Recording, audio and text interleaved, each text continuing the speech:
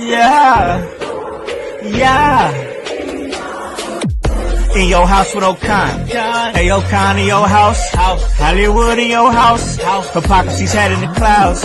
Curating all kind of loud. Wrestling in front of the crowds. Paragon's holding it down. Anybody can get it. Josh Joseph standing on his decisions. He is the voice. There is no choice. We as them boys in your house making wrestling noise. Moving fast just like cruiserweight action. In your house is the perfect distraction. Bumpers in your ears when you in traction. Get this work with some wrestling action. Smoke.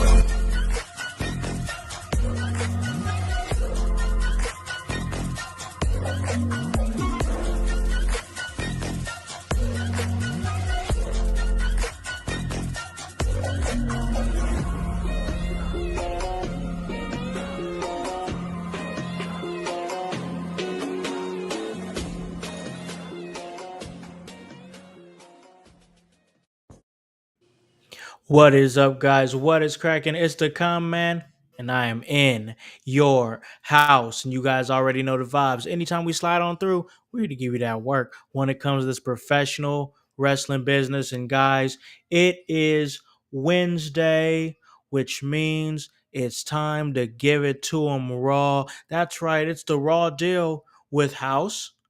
But that's not O'Neal. That's another house. That's right. Annie O'Neal, she's not feeling well this week. Got a lot of things to do as well. She's moving and traveling while she's on vacation. And we're going to get her thoughts on a lot of things next week when she returns. She's divinely designed, so she does divinely designed things. But with that opportunity and seeing that, we just had Monday Night Raw, we just had Night of Champions. I felt like it was important that we put some content out and have that discussion.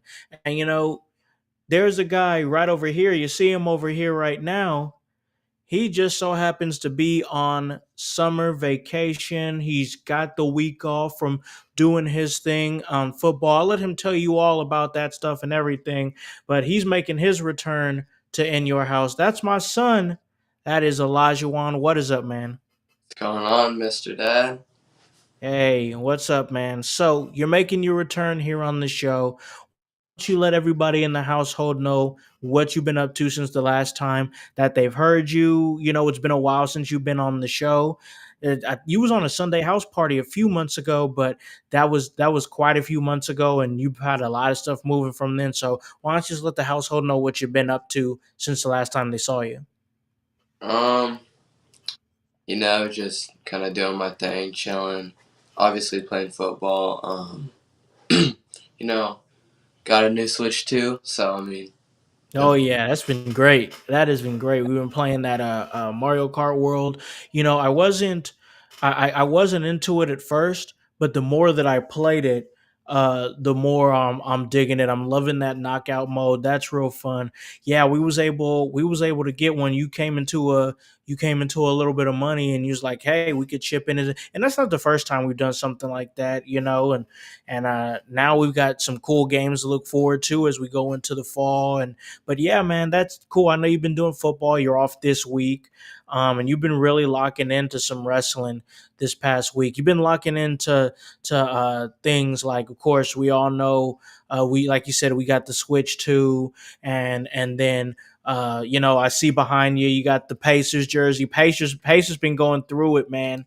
Pacers have been going through it. Oh man, it has been pain.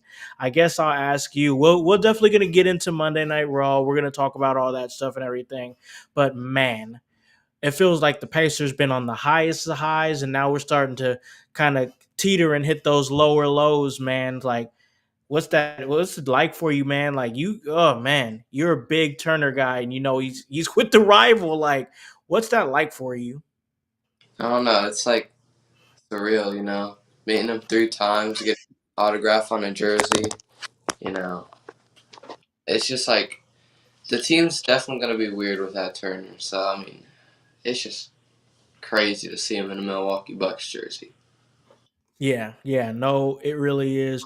We got our guy Hype in the chat right now. He's saying House fam. He says Lil House, and the Turner's block is up for sale. Yeah, man. Crazy times in the world of the Indiana Pacers.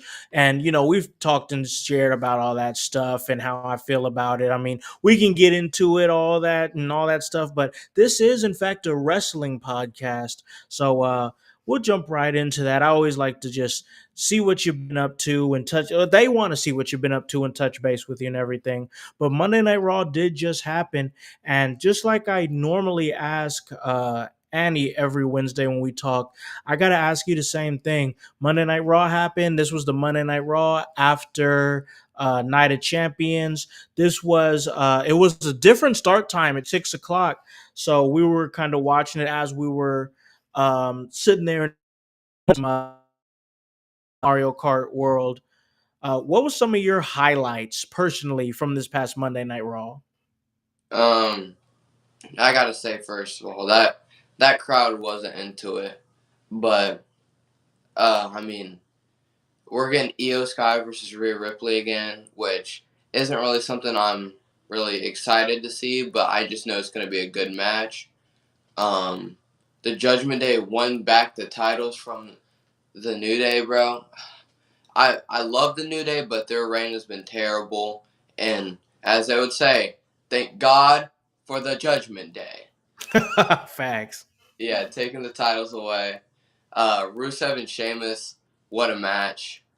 Um, Setting up for Saturday night's main event for Seth Rollins and LA Knight. A double pin and Bailey and Lyra. That was interesting. And then Yeah, that was very interesting. Yeah, yep. yeah, and then the main event was crazy. Yeah, so you had quite a few highlights from this Raw. Honestly, We got that's a one of the better Raws we've seen, and even the yeah, segments were good too. yeah, and I think Jake here, he's hopping in the chat now. He's saying best Raw of 2025. Man, that's big talking right there, man. Because there has been some mighty good Raws this in this year. But for me personally, like I think the Raw was good. I just I'm in the spot where it's like we're needing more things to happen. I think we saw something good happen with the tag team championships changing hands because me and you were both watching the show. We were both excited, like, oh my gosh, they're gonna do it, they're gonna do it. And it was crazy because you said that the crowd wasn't really up like that, but they did get up for the judgment day. Yeah, they did get up for the Judgment Day, but it just feels like it wasn't like any crowd that was like that just kind of stuck out. You know, like Well, yeah, of course. I mean, they're back from the tour. I mean, in comparison to where they were just at in Saudi Arabia, where they're doing the light things, like in the main event and everything. Yeah, I mean, that's a whole conversation that we've had on this show a million times.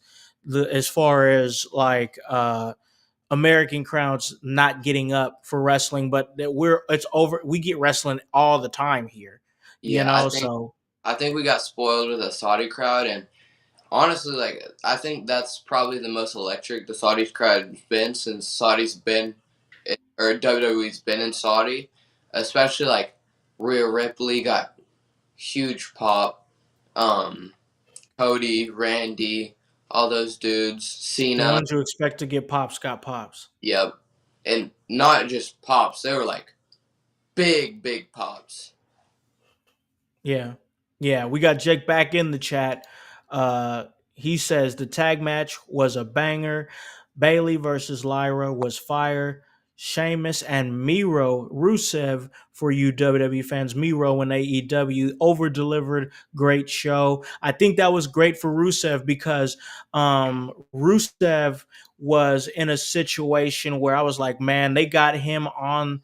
They re-signed him, and I think I said it too. I'm like, man, it feels like they re-signed him just to have him, just so nobody else could have him because they weren't doing anything with him. And then they let him have this match with somebody that he's familiar with. It's such a Sheamus. They've been in a faction together in the past, and they're real close. And they just let them go out there and do their thing. And I think Sheamus understood that if you're gonna get Rusev going, he needed something like that. And Sheamus is in the part of his career where he's trying to elevate people, and I think he was more than happy to elevate Rusev. Yeah, for sure. So yeah, I liked that. Hype comes in. He's saying Saudi don't count. Well, man, those paychecks too. That's for sure, man. So I think I was telling you this, Zay, yesterday, and I don't know how true this is. So if it's not, don't come from my head, y'all. Uh, but I heard that the paycheck that they get from Saudi Arabia is more than what they get paid for every other PLE of the whole year. Like, think about, if let's just say, I'm just saying they get 12, there's 12 PLEs. Let's just say that. And it might not be true, but let's just say it. If there's 12 PLEs, like you're getting paid for one show like it's like 13. That's crazy. That's crazy. That's insane money. Like, just to go there and do that mess, that's just crazy. I don't know, like I ain't I'm not here for the politics or anything. I'm not going down that road, but that's just crazy. Hype in the chat saying that's called hazard pay. Man, that's facts. The facts right there, man. But let's go ahead and dig into the Monday Night Raw. You gave me some of your highlights, Zay. Now I want to get some of your thoughts because I gave you some of my thoughts. We opened up the show, and they're really trying to push here for this evolution, which feels almost surreal a little bit that we're doing it again, because I think the last one was like 2016 around there. So it's been such a long time since we've done.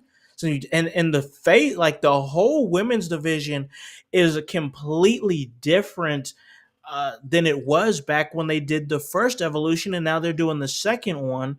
We're Looks like we're getting Rhea Ripley versus Io Sky for the women's championship, which I think, like you said, we've seen it. It's been done. It's a WrestleMania caliber match that they're putting to make Evolution feel important. It's going to be a good match no matter how much you slice it.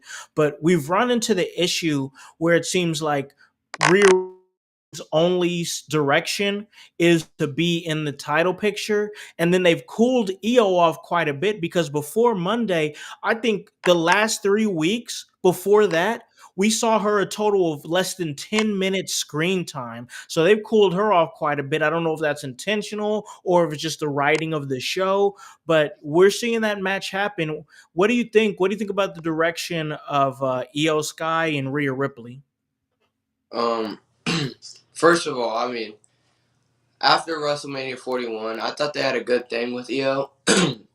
They gave her a match against Stephanie Vaquer and the Raw after WrestleMania. That was a banger of a match. Got blown up by Julia and Roxanne Perez. They never really explored explored that idea of Stephanie Vaquer versus Io Sky um, too much, especially when Stephanie Vaquer is now on the main roster. Um, And but where's she been? I, she had a promo on advertisement, I think. Okay, well, I mean, I want to see her wrestle. She's a great wrestler. Yeah, I want to see her on TV. Because doing it during ads is crazy. But Io, I think she has the caliber to be a great champion. I mean, the first reign that we saw when she cashed in and won the title, I think that was a good reign. She had a good length of reign.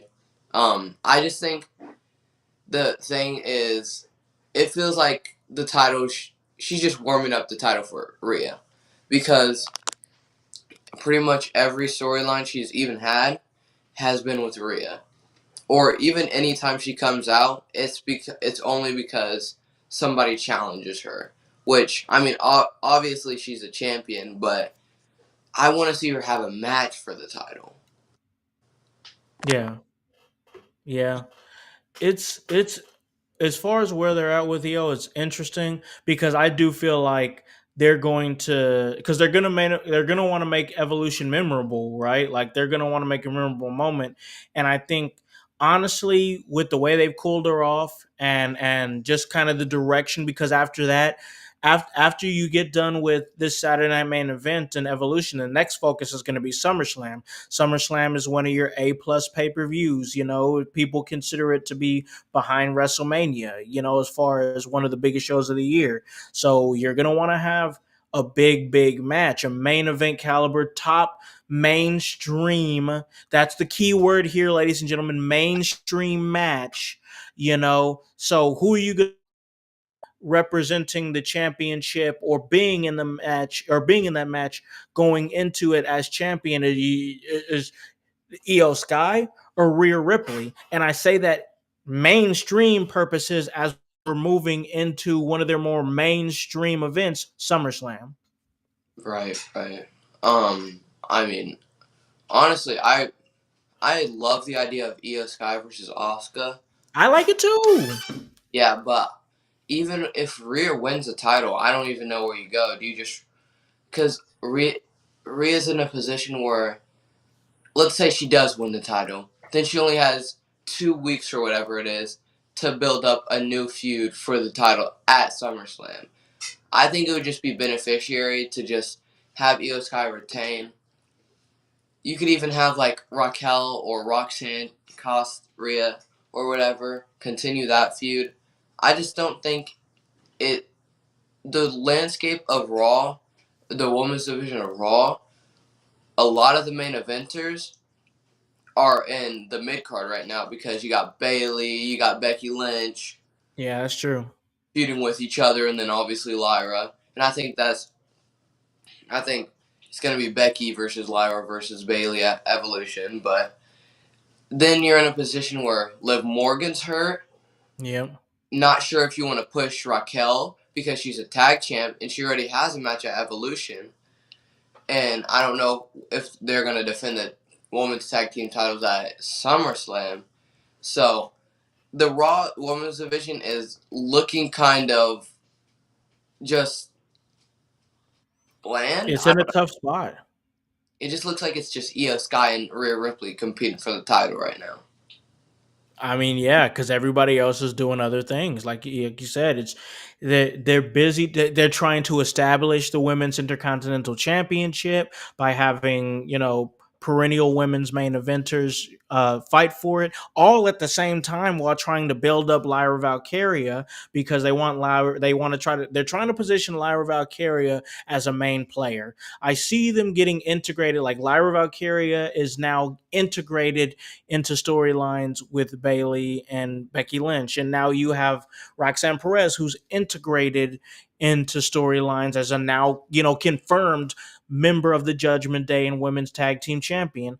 Like we're seeing Julia, who's now the women's United States champion. We're seeing the women's division, like they're trying to build things. I think that's where it's at. Now that I'm really formulating the idea, it's they're trying to reestablish and rebuild the women's division and build up women that can be ready to be in those championship situations because Stephanie Vaquer is not ready.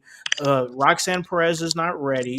Lyra Valkyria is not ready, and you still have Jade who is now got her opportunity. This is, and I'm talking that's SmackDown. It feels like the women's division as a whole is going through a rebuild right now.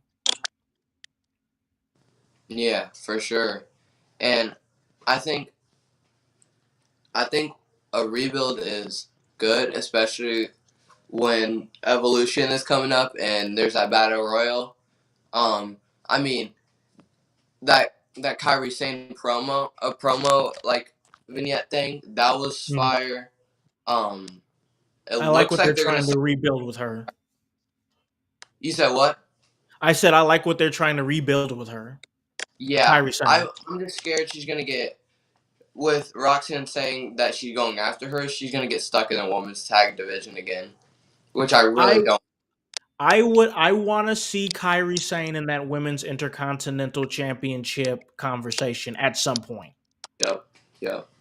And honestly, even with Ivy Nile, Ivy Nile's taking advantage of Chad Gable being hurt. She's being the leader of American Made for now. and she's actually That's getting an more time. interest. I'm sorry to interrupt you, but that's a very that that's an interesting lane for me. Like because she's the one with the least charisma, and they're like, "We're putting this on your back." So I'm like, this is going. Listen, if you've heard us talk about Ivy now at all, she's always a topic of conversation on this channel, with our buddy Nick, and it's a big thing, uh, but it this is an interesting lane because I think that's going to be make or break for her. Yeah, for sure. I just think they want to give her an opportunity, and with Chad Gable being hurt, this is a perfect opportunity to try to get her to try to see if she's ready. Sure. And if she can kind of make an impact and kind of show people that she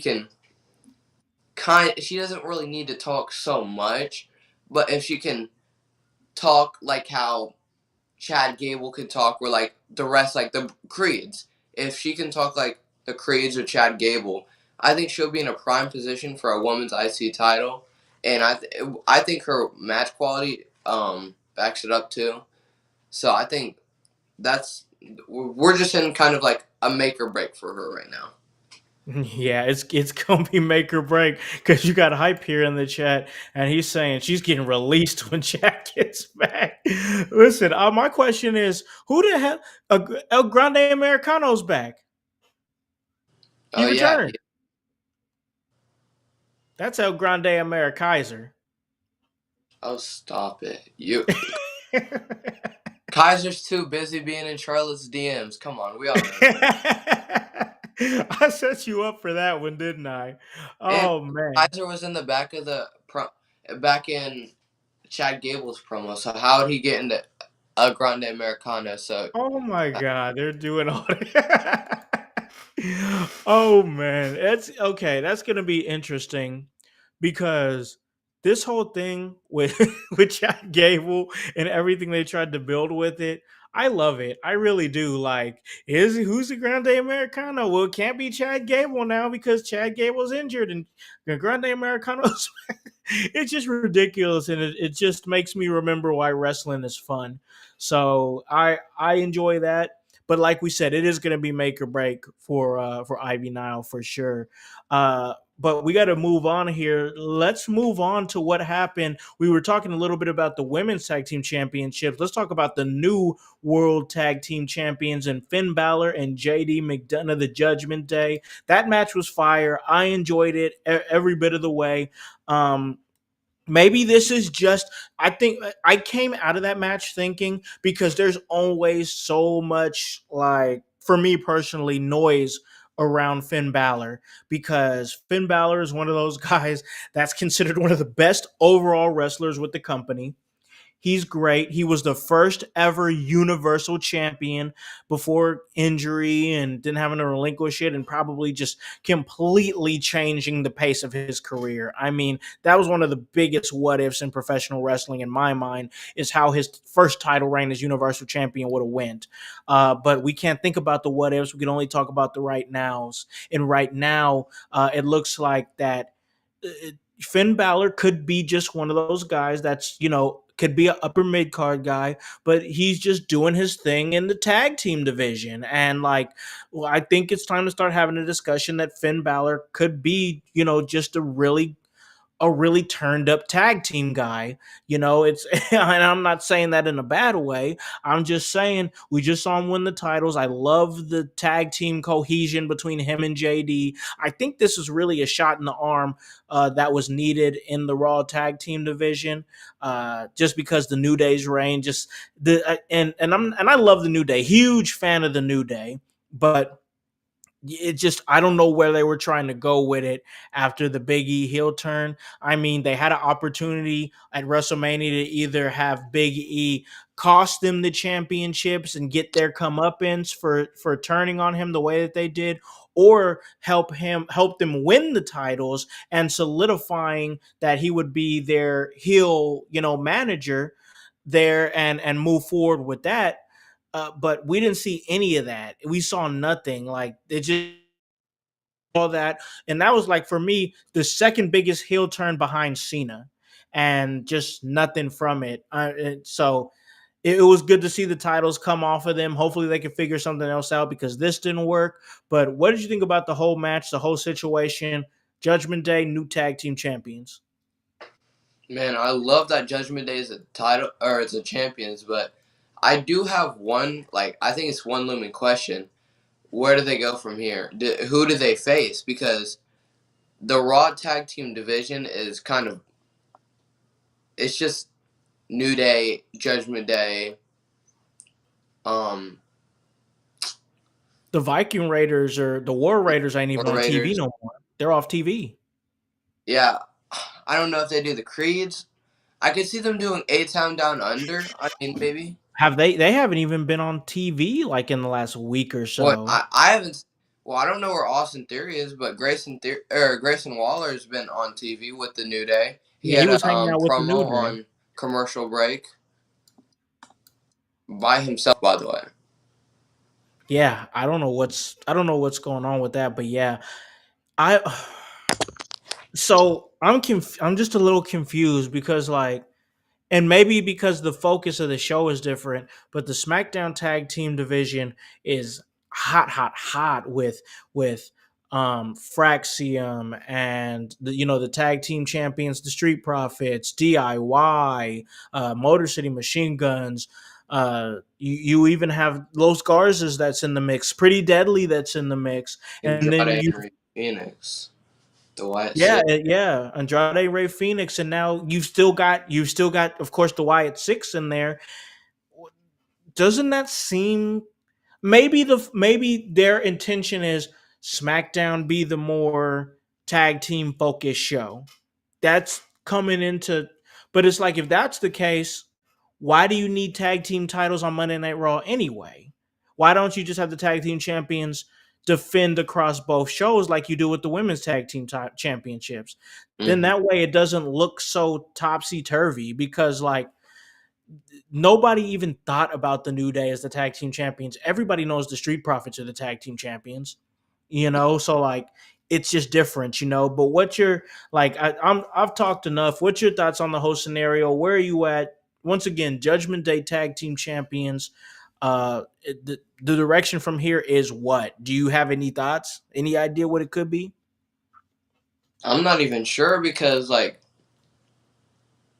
they're teasing this Finn Balor turn on Dominic Mysterio, maybe going for the IC title at SummerSlam. But now that now that he's one half of the World Tag Team Champions, how do you get there?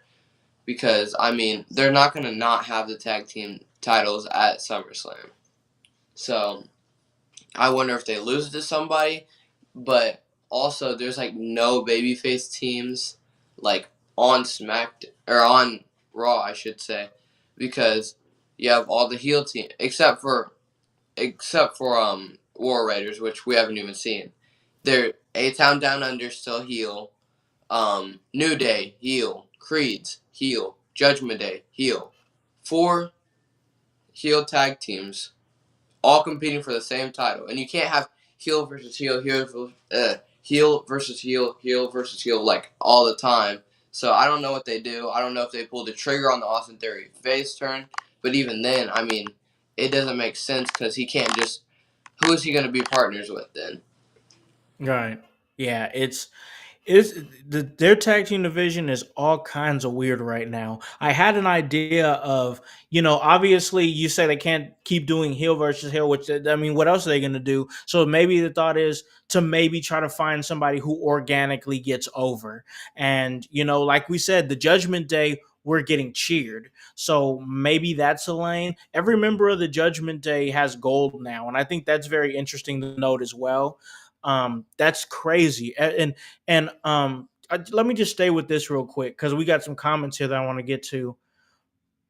What is it time to start talking about the Judgment Day faction and like a light as far as like we talk about, of course, all the bloodline, they're amazing, and and even like DX and the Four Horsemen and Evolution and all this stuff.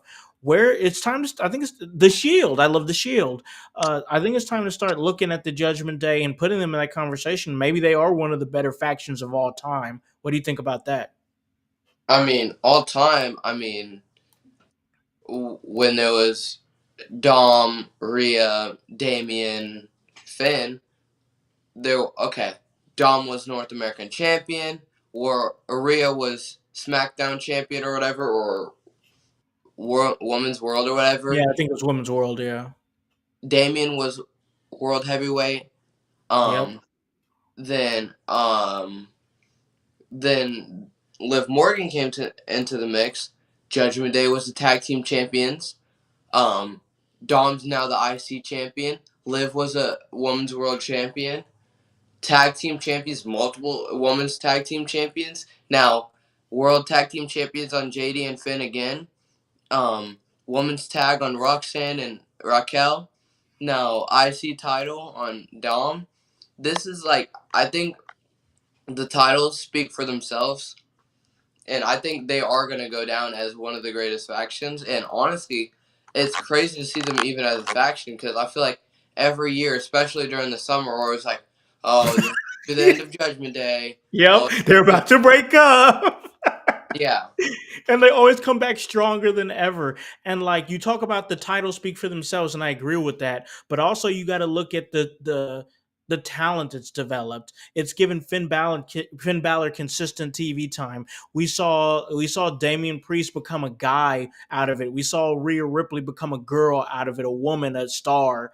We've seen the development of Dominic Mysterio. We've seen Liv Morgan come into her own and become a superstar. Raquel Rodriguez was able to find a lane, and now they're using it as a tool to try to develop Roxanne Perez. I do believe that Judgment Day should be in the conversation is one of the greatest factions of all time for many different reasons. And I think not only to mention the summer of Judgment Day is real. They always get a big storyline in the summer, like 2022. That was when they first started. That's when they first started the faction. That's when they started um, developing into a threat. 2023, I think that's when they started. That's when Finn and Damien won the tag team champions. And then they started with Rhea, and then last year, Finn turned on Damien, Dom turned on Rhea, and then this year I don't know what it's gonna be, but I can only guess it's gonna be something big. I mean, Yeah. Yeah. I mean, it's Judgment Day is doing their thing for sure. And I believe they're gonna keep doing their thing as the time I think it's time to stop until there's like big irrefutable proof evidence that they're going to break up. I think the conversation of them breaking up needs to be halted for a little bit because it seems like that they're here to stay. And we're going to be here to stay too. We still got a few things to talk about, man. We got Rusev. I got questions about Rusev. It seems like they're about to really try to give him a push after slowing down on him. We still had the wild brawl that went down between Seth Rollins and Gunther. LA Knight got involved. We're going to talk about that. We're going to talk about the women's mid card, Bayley and Lyra Valkyria ending in a double pin, and then Braun Breaker and Bronson Reed defeated Sami Zayn and Penta. Seems like they're wanting Penta in that main event scene. We're going to talk about that. But first, we're going to take a break. We're going to pay a few bills. And then when we come back, myself and the big walk himself, we're going to talk about the rest of Monday Night Raw.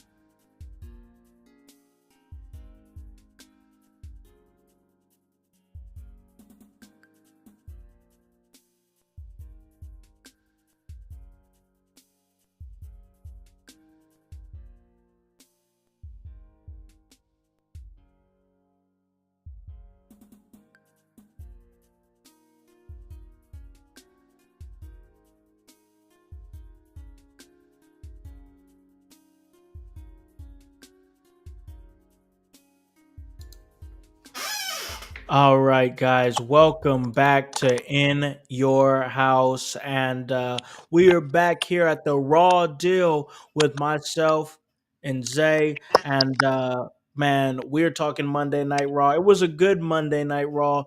We see in the chat people are kind of feeling the same way. Make sure that you join our Discord. Make sure that you get a chance to follow everything that we are doing because we put out a lot of content and the Discord is starting to pop. So if you guys could do us that favor, that'd be great. But we're gonna finish off and we're gonna talk the rest of Monday Night Raw because I thought some interesting things happened, and we talked about Rusev. We don't have to get too deep into that because we know about the match quality, and I was a little bit. I don't want to say I was down on it. I'm just saying, when I think about it now, I see the vision. And if I would have thought about it in that way at the time, I probably would have been a lot more invested. And this is all to help get Rusev over. That's exactly how I see it. Is this an opportunity to get Rusev over, try to make him a guy? It really felt like when they brought him in, it was a slow start. And it felt like there was like, oh, they just want to get him because, they just wanted to get him because they didn't want him to go nowhere else. And now they're about to just keep him cool. But now after that, I more believe, especially with that big victory over somebody the likes of Sheamus, and they had the match quality that they had. I think they're going to go with Rusev, and maybe we can see him actually develop and not just middle on the main roster. Yeah, and Rusev is an interesting topic because even his debut was interesting. I mean, debuting during the what was it? It was like a tag team segment Yeah, on and the Raw. decimating everybody. Yeah, and he just started bodying the Alpha Academy, and that's where he seems stuck for a minute. He seems stuck with the Alpha Academy, and now Sheamus saved the Alpha Academy, and now we're looking to better things with Rusev. So I'm interested where we go with Rusev. Is it a mid card title? Is it a mid card feud? Oh, well, I'm not really sure right now. Yeah, I think it's definitely too early to tell. I would definitely love to see him in that Intercontinental Championship situation, because let's face it, we if it more and more it feels like Dominic Mysterio being the champion was for the pop. I think eventually what they could do is they could because I think they wouldn't keep going back to AJ if he wasn't going to eventually take it. So I think AJ is going to take the title off of him, and I think what we could see is a really, really good feud between AJ Styles and Rusev for the Intercontinental Championship. That's an interesting thought. I mean, I didn't even really think about that. But I That'd be like. sweet, right? I mean, there was a segment last night where AJ Styles confronted Dominic, and they and Dom was like, "I'm not cleared," and he pulled out the doctors now. I'm glad you brought that up because that's what I love Dom for. He's such a little punk, man. Like he's just a punk. Like you just kind of like fell into this Intercontinental Championship because of opportunity, and now you're just being a little punk. And that's his character. That's his lane. I love Dominic Mysterio. Yeah, and AJ Styles vowed to take his title. I mean, he even took it, like literally took it, a couple weeks back after a match. So interested to see when and where they do it. And I think it's going to be a good match regardless. So yeah. Yeah, no, I think so too. Because here's the thing: Dominic Mysterio can wrestle his ass off, and I think him going up against somebody like AJ Styles, the formula for that is going to be a really, really good one-on-one match. I'd be super excited for that one. And then if the direction is to get AJ Styles to kind of establish him as a great Intercontinental Champion, I think a feud with Rusev would be so good. I just really do. Mm-hmm. And I think the way that Dom has I think Dom just needed something with his IC title reign because I feel like he's literally just been battling shapes. He defended his title twice. He defeated Octagon Jr. I think it's time for him to move on to a real feud because on paper the Dom Mysterio IC title reign would have been a good idea, but I don't think it's delivered in the way it should have. Yeah, no, I agree with you. I agree with you. I think you're speaking some facts right there. And as somebody who is a huge fan of the Intercontinental Champion, like I know both we are. I mean, you guys out there in the household, if you guys have heard stories, I used to sit up here when this kid was a baby, and we would watch the Intercontinental Championship DVD and matches like all day, and like that's what we did. So yeah, we both have a love for the IC title that's very real. And like, yeah, I just want to see it in good situations. Like one of the better situations was of course the Gunther title run, but man, I was so loving like that match between Gunther and Sheamus and Drew McIntyre triple threat for the IC title a few WrestleManias back. That felt like, there's been some great IC title matches, don't get me wrong, but that almost felt like peak IC title match. And man, that just fond memories for the IC title. And speaking of Gunther's IC title reign, I know this is a Raw deal, but I think that over on SmackDown, Julia is gonna have a similar reign. I think she's gonna totally rescape the land of the women's U.S. title reign. She's gonna have a long reign, and she's gonna have a dominant reign. And I think that's gonna come like kind of. I mean, I think she's definitely going to be the longest reigning U.S. champion. I think that's the best way to present Julia. Then after that, they can do the Gunther route, have her go to the main event, do whatever she needs to do, because Julia is such a good wrestler and she can deliver with those vignettes and she can even deliver with backstage segments. I'm curious to see what they do with like in ring promos. But I mean, some of her stuff with NXT was even good. So I think there's definitely it's not a if Julia is a main eventer. It's just a matter of when, and I think a matter of when depends on how dominant she is as a U.S. champion. Yeah, no, I agree with that. That's a good point. I think I was very happy to see Julia win the U.S. title. I think that was the perfect situation because the U.S. Championship, the mid card championships, whether it be the United States Championship, the Intercontinental Championship, or back in the day was the Television Championship.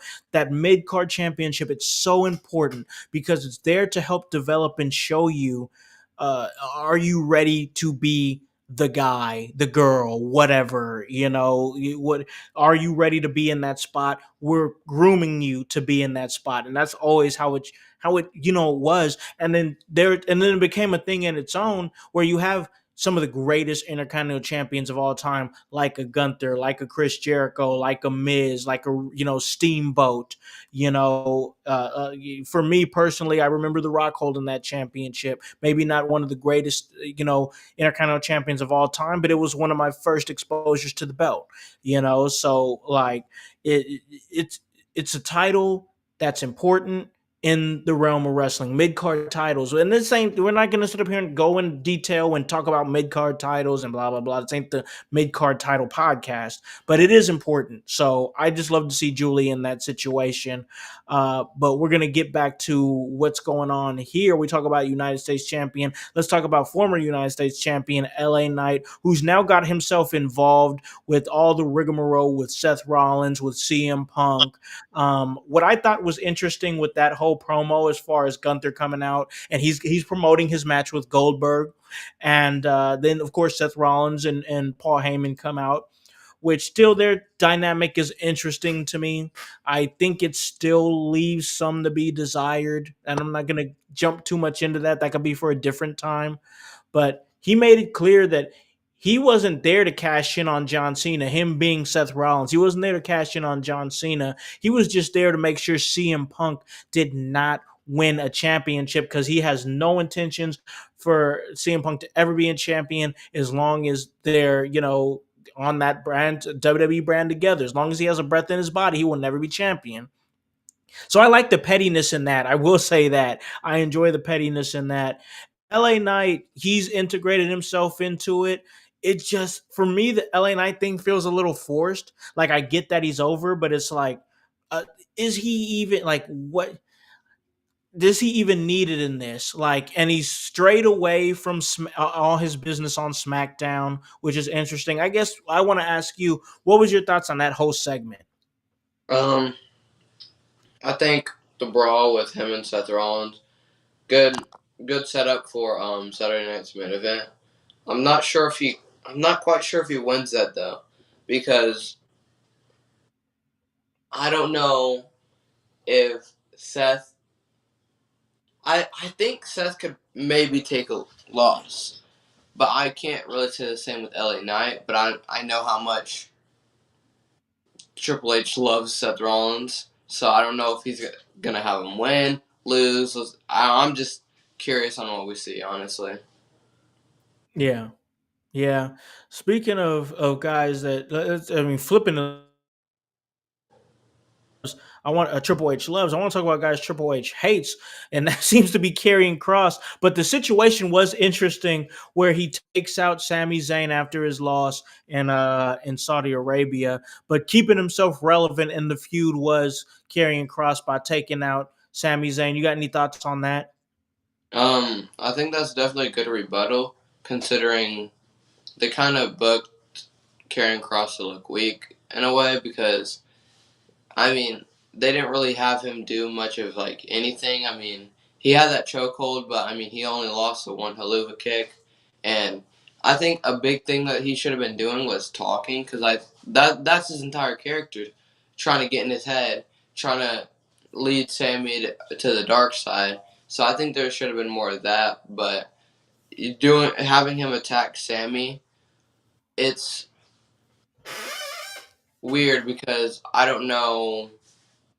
I mean, I know why because he just lost, but like, is this leading to a second match? Is this leading to Sami Zayn actually going to turn? Like, that's where I'm just confused. I mean, if they're gonna go to a second match, then Karrion Cross just has to win. Like he just has to win because if he doesn't, the here's the truth of the matter: if he loses again to Sami Zayn and it's still in pretty much the same fashion where he didn't really look like he gave him everything he could get. Well, I mean, like you said, the chokehold and everything, and that was great. But like, I think if they do it and he loses again, I think people were gonna lose faith in carrying Cross. Yeah, and I think the very least you can do is have him look strong. If he, I think, let's say they have a match at Saturday night's main event and he loses, but he still looks strong, or loses like Sami Zayn just like snaps and he does something dirty, something like that. I think that's I think that's a good way to have Karrion Cross look strong and not just lose clean like how he did at Night of Champions. Um, Yeah, Definitely a good way for Karrion Cross to move in a direction of getting more TV time. yeah. I think he's been getting like good TV time, but I think we need to see like upward momentum. Like I think we're in the same boat as that. Like we just want to see him do something relevant and be in maybe better conversations because he's been in the same conversation for a while. hmm And he hasn't really been that interesting ever since he's returned. And this is probably the most interesting he's ever been because this little gimmick of getting on people, like being the devil on people's shoulder. I mean, he Yeah, did, it's a he did, good gimmick. he did it with the New Day. He's doing it with Sami Zayn. He did it with AJ Styles. He's done all Yep. that stuff. So I'm interested to see where this goes. Yeah, no, I agree with you. I agree with you. But we do got to move on because we got to talk about Bailey and Lyra Valkyria, the double pin. As far as what the and we're seeing, I like that we're seeing more intensity from Lyra Valkyria. I'm a Lyra Valkyria fan. I have been. I've stood behind the Bird Lady the whole time, and I like the fact that they are trying to show her in a more aggressive light. I like the fact that she's got an actual feud that could lead to a triple threat with the double pin. She's having matches with the talents the likes of Bailey, the likes of Becky Lynch, where they're trying to position her to be in that conversation. Like I said, like Julia, like Roxanne Perez, they're being integrated into things now, and I just find it to be an interesting spot for her. And I don't know. Lyra Valkyria is developing in a way that I think that she needs to. But what's your thoughts on this whole situation that's centered around Becky Lynch and that women's IC title? The end goal is very obvious. It's just where, and I think it is going to be at Evolution. But I think it's evolution. I think what they've done, because at the very start when Bailey returned, I was like, okay, Bailey's back, but how do we get Bailey and Lyra to go against each other and not be on the same terms? And I think they've done a pretty much perfect job of doing that and elevating Lyra to look strong because I think every single time that her and Bayless had a match, it's always been a good match, and I think that's the best way to present her. Just keep having good match after good match, and yeah, I think that Evolution match is going to be crazy good. Oh yeah, I think so too. I think so too. I, I'm happy to see the position of the women's IC title. I really am. I think it's a good lane for it right now. I think there was a conversation of does Triple H even care about the women's mid card championships? Now I think they're being positioned in better spots. Both titles. Julie is going to grow from it. Julie, actually, I think Julia and the women's US title are going to grow together. I really do. I think it's going to be simultaneous. And then the way they're presenting the women's IC title, so good. I love it. Established main eventers, trying to establish somebody like Lyra Valkyria. It's good. I like it. But we do got to talk about the main event and ride off into the sunset here. Sami Zayn and Penta teamed up with Braun Breaker and Bronson Reed. They went up against them, that is. And man, that was a hell of a spear from Breaker. That guy, he's so intense. I love what he does. But what was your thoughts on the whole scenario, the whole main event of the evening? First of all, can we just like address the Goldberg match because they keep Michael Cole said it. He's going to be his last match of his career. Why have it for the world heavyweight title? I this is a topic I just want to briefly go on. But it's just like it doesn't make sense. Like they're billing it at billing as his last match, but they're also billing it at for the world heavyweight title. So, and I'm not opposed to Gunther being the world champion, but let's say the end goal is for him to lose to lose it at SummerSlam. It makes Gunther look weak because this will be the worst title or the shortest and most likely the worst title reign he's ever had. That's true. That's true.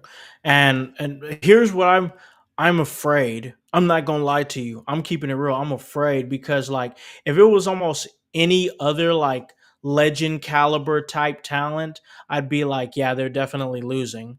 But I'm not saying Goldberg's a legend. I don't see. I mean, I guess because of his run in 1997, everybody was chanting his name. He was over, and yes, there was a period of time where Goldberg was one of the biggest stars in wrestling. I do acknowledge that. I truly do, but he's just not somebody that I think wrestling fans care for, like more hardcore wrestling fans care for. And like the thing is, I'm afraid. I'm afraid because with him, they're willing to do some dumb stuff and give him the title, and then here comes Seth Rollins coming to cash in. But like you said, I don't like that.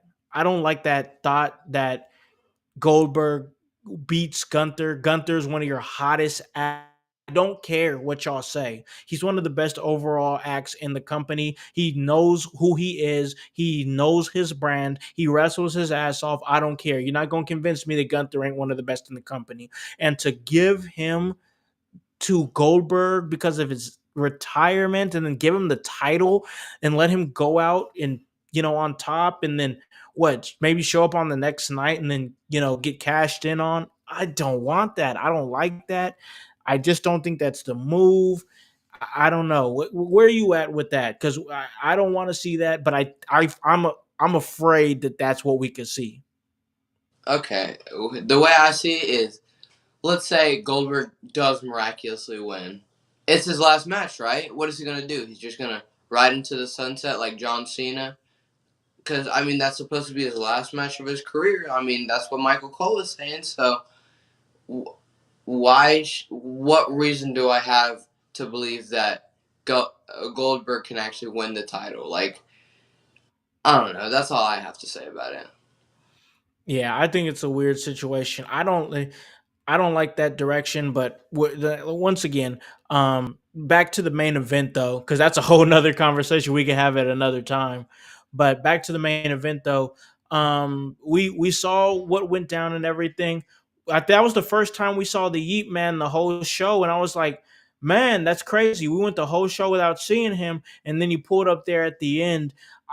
Jay Uso still such an interesting character right now, not being the champion and being in a completely different situation than the championship instead of going back for it, but still being one of the most over guys in the company.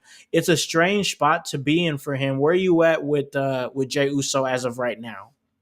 Man, I love Jey Uso, but him doing the whole thing where he runs it back, it just doesn't make sense. Like I get it because when he was a champion, I get it, but him doing the whole and doing the yeet again, it just doesn't make sense for him to be doing it. Because why are you celebrating, bro? Plus, that's top. That like it would made sense when he was doing it when he was the champion because he was like that's top guy business. Like you can make those calls, you know. hmm I mean, he is still like one of the most over guys, but I don't think that's enough for him to be doing the whole Bring it thing. back. And it's just like it's weird because yeah, he came back to help Penta and Sammy, but where does this lead to? Is this going to lead to a 6-man next Raw or something like that? Because putting Jey Uso into this, it feels like they're just trying to have Seth Rollins have as many enemies as possible because he has CM Punk, LA Knight, Jey Uso, Hmm. now John Cena, Penta, Sami Zayn. He's got all these enemies, and like making him just have that many enemies. I know it's supposed to be, oh well, he's the top heel faction, but it doesn't mean just inserting people into the and like just as enemies. Yeah, I don't know. It's a I got I got some thoughts as far as like the faction because Rollins' faction. I like Seth Rollins. I love Braun Breaker.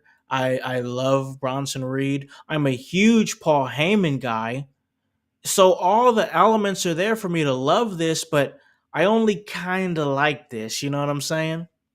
hmm So yeah, it's an interesting spot, but it was a good Monday Night Raw for sure. We talked about everything. We broke it all down. It was a really good episode. And man, we got a lot of wrestling that's coming up. That's cut right around the corner. We got Evolution, Saturday Night Main Event. If you're an AEW fan, I believe that they got one of their biggest events, if not their biggest event, coming up. And it's just a lot of stuff. So we're gonna do what we can to cover as much as we possibly can. I know I got some time off coming up, so I'll really be able to dig in and watch some wrestling and give you guys some content like we did today. But I'm gonna throw it to my man over here.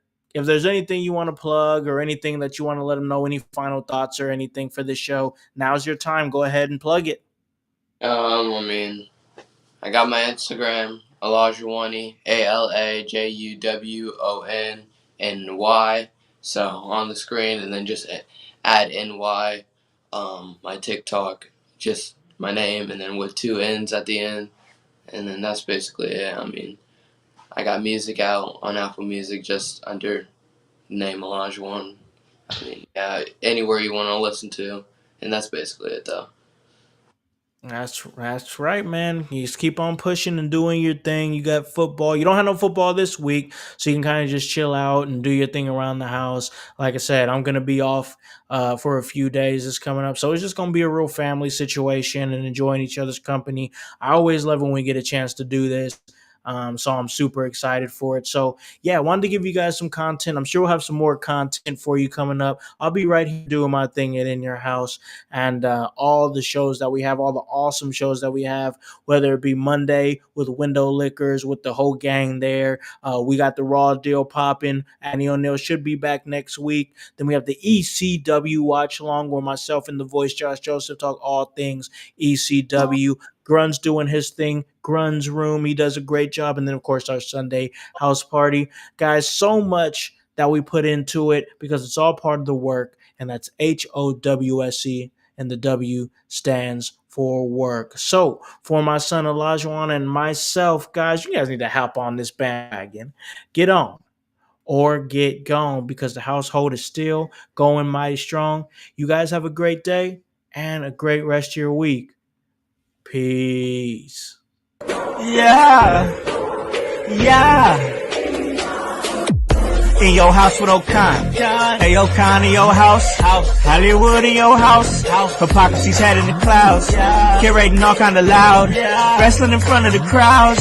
Paragon's holding it down. Anybody can get it. Josh Joseph standing on his decisions. He is the voice. There is no choice. We is them boys in your house making wrestling noise. Moving fast just like cruiserweight action. In your house is the perfect distraction. Rumpus in your ears when you in traction. Get this work with some wrestling action. Smoke.